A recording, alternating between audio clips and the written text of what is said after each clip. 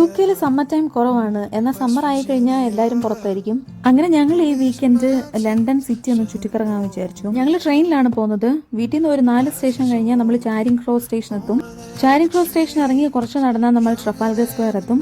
ഇതാണ് Trafalgar square. ഇത് ലണ്ടനിലെ one of the historical place ആണ്. ഇത് പേര് വരാൻ കാരണം ട്രഫാൽഗർ എന്ന പ്ലേസിലാണ് നെപ്പോളിയൻ വാർ 1800-കളിൽ നടന്നത്. അതുകൊണ്ടാണ് ഈ സ്ഥലത്തിന് ട്രഫാൽഗർ സ്ക്വയർ എന്ന് പേര് വന്നത്. ഇവിടെ കുറെ സ്റ്റാച്യൂസ് ഉണ്ട്, അതുപോലെ തന്നെ വലിയൊരു വാട്ടർ ഫൗണ്ടൻ ഉണ്ട്. ഈവനിങ് ആയ എല്ലാവരും ഇതിന് ചുറ്റും വന്നിരുന്ന് ടൈം സ്പെൻഡ് ചെയ്യും. ഇവിടെയുള്ള സ്റ്റാച്യൂസ് എല്ലാം വാർ നടന്നപ്പോൾ മരിച്ചവരുടെ ഓർമ്മയ്ക്ക് വേണ്ടിയിട്ട് വെച്ചിരിക്കുന്നതാണ്. ലണ്ടനിലുള്ളവരും അല്ലെങ്കിൽ ലണ്ടൻ വിസിറ്റ് ചെയ്യുന്നവരും എല്ലാവരും മസ്റ്റായിട്ട് വരുന്ന ഒരു പ്ലേസ് ആണ് ട്രഫാൽഗർ സ്ക്വയർ.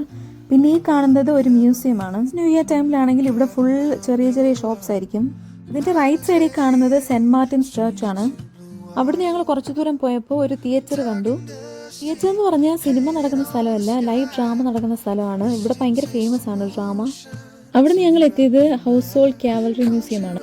ഇതൊരു പ്രത്യേകതയുണ്ട്. ഇതെന്ന് പറഞ്ഞാൽ ലണ്ടനിലെ ലിവിംഗ് മ്യൂസിയം ആണ്. ഇവിടെ കിങ്ങിന്റെ ഗാർഡ് ചേഞ്ചിങ് പരേഡ് നടക്കും. ഈ ഗാർഡ് ചേഞ്ചിങ് പരേഡ് ഡെയിലി ഉണ്ട്. രാവിലെ 11 തൊട്ട് വൈകിട്ട് 4 വരെ ഉണ്ട്. എല്ലാ 1 അവറിൽ ഇത് നടക്കും. ഇത് കാണാൻ ഒത്തിരി ആൾക്കാർ ഇവിടെ വരാറുണ്ട്. അവിടുന്ന് ഞങ്ങൾ നടന്നെത്തിയത് വെസ്റ്റ്മിൻസ്റ്റർ സ്റ്റേഷൻ ആണ്. അപ്പോൾ അടുത്ത വീഡിയോയിൽ നമുക്ക് ഈ ലൊക്കേഷനിൽ കാണാം.